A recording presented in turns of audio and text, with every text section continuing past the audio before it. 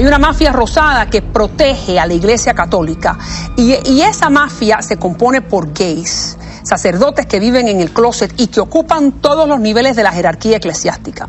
También dice que esta mafia rosada promueve su propia agenda y que suelen ser las mismas personas que muestran tendencias homofóbicas en el público o en el confesionario. Además, los amigos reciben las mejores parroquias, son nombrados monseñores y ascienden a ciertas posiciones. Y hay un obispo que es conocido como la Reina del Sur en una diócesis. Pero wow, para los hermanos católicos que nos están mirando, que aman a su iglesia, esto tiene que ser muy fuerte. Yo la amo también. Sí, yo también amo esa iglesia. Yo creo que cuando uno critica sin fundamento o dice las cosas sin fundamento, eso es muy malo. Como muchos titulares que han dicho, el padre Alberto ataca a la iglesia. Yo no estoy atacando a la iglesia católica. Yo creo que estoy diciendo experiencias que yo viví durante casi 25 años discerniendo, preparándome y viviendo el sacerdocio.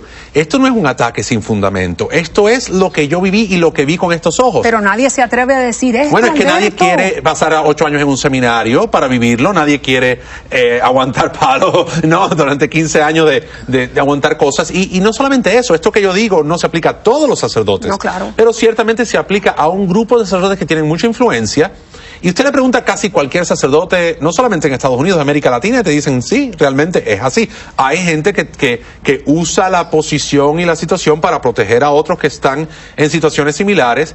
Esto ha salido en los... Le voy a decir algo, el padre Alberto no es el único que ha escrito este libro. El padre Daniel Cousins, que fue profesor 40 años en Baltimore, escribe. El padre Richard Sipe, monje que ahora es psiquiatra, habla sobre este tema. Pero Cousins dice que el 60% de los sacerdotes católicos en Estados Unidos son homosexuales. El 60% de los católicos, de los sacerdotes católicos en este país son homosexuales. Lo practiquen o no lo practiquen. Ya hay una gran hipocresía. Eso lo dice el padre Daniel Cousins. Sí, en su libro. Y te voy a decir algo, a mí no me molesta, de hecho, que los sacerdotes sean homosexuales. Lo que me molesta es que por un lado digan, no seminaristas homosexuales, como ha dicho el Papa Benedicto, no sacerdotes homosexuales en la iglesia, cuando él muy bien sabe que hasta en los más altos niveles del Vaticano existen sacerdotes homosexuales. Pero Alberto, es que la Iglesia Católica condena el homosexualismo, como también lo condenan otras iglesias, pero hablemos de la católica. Dicen que es intrínsecamente desordenado. Entonces tú no puedes decir, en mi opinión, que un ser humano creado por Dios es intrínsecamente desordenado. Porque yo creo que eso en sí es un desorden. O sea, si Dios nos ha creado a todos diferentes, si tú ves los árboles y todos los árboles son diferentes, y ves las aves del cielo, y ves el mar, y ves todo, y todo en la creación es diferente, porque un ser humano que tiene orientación homosexual es intrínsecamente desordenado. Pero aparte de eso, estamos hablando de la gran hipocresía que demuestran estas palabras. Y tú me estás diciendo que hay un obispo que le dicen la Reina del Sur y que en el seminario había un alto grado de homosexualidad en el que ya tú estuviste y de promiscuidad, y que el rector tenía un amante seminarista, esto está en tu libro, y que el obispo tenía algunos amantes seminaristas.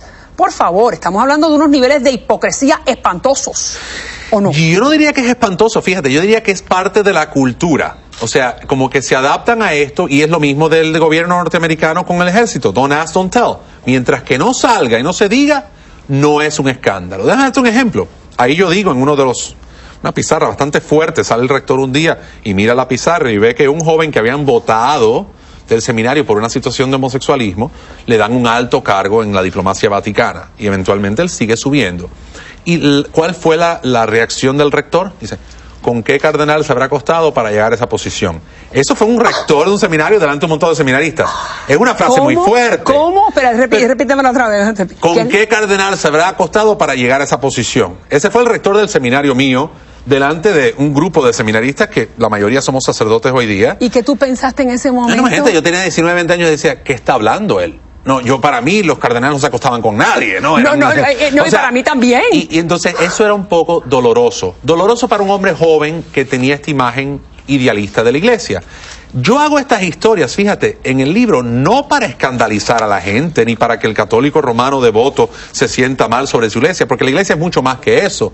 Y uno tiene que ver también el Espíritu Santo que actúa a través de toda esta fragilidad humana. Claro. Y yo lo veo. Que tiene compasión de nosotros los pecadores. Exacto, pero yo creo que no conocer esas cosas es no conocer toda la historia. Y creo que es bueno que la gente sepa que un hombre dentro de una institución donde hay una serie de irregularidades comunes y aceptadas, uno empieza a sentirse como que, espérate, ¿dónde estoy yo metido? De hecho, hay muchos libros escritos sobre estos ex seminaristas, por ejemplo, que han escrito libros diciendo, por ejemplo, hay uno que se llama Goodbye Good Men, donde un seminarista dice, los hombres heterosexuales se sienten fuera de lugar en muchas órdenes religiosas y en muchos seminarios, porque lo que protege la iglesia es este tipo de comportamiento. Pero yo no estoy diciendo que eso decir, sea en todas partes. Pero escucha pero lo que acabas de decir. realidad. Hay una discriminación por parte de los sacerdotes gays a los sacerdotes que no son gays. En algunas situaciones. ¿Y tú sentiste eso? Yo no sentí eso, fíjate. Yo sentí que los sacerdotes homosexuales o los seminaristas homosexuales eran mis compañeros, que tenían sus situaciones, que algunos de ellos siguen teniéndolas ahora como sacerdotes, y simplemente uno vive en esas situaciones. Pero tú me estás diciendo entonces que en este momento, en esta ciudad, hay sacerdotes católicos que eran amigos tuyos, que eran amigos, que eran cercanos porque estaban contigo en el mismo servicio, que tienen amantes hombres. Eso es lo que tú me estás diciendo. Yo no voy a opinar de la vida de más nadie, pero te puedo decir que general, realmente que eso ha existido siempre desde que el mundo es mundo. Que hay sacerdotes heterosexuales que viven el celibato, hay sacerdotes homosexuales que viven el celibato, y hay quienes de ambas orientaciones no viven el celibato, pero siguen siendo líderes. Te voy a dar un ejemplo. El otro día estoy en mi parroquia, la Iglesia de la Resurrección, mi iglesia episcopal. Estoy preparándome para una clase de adultos.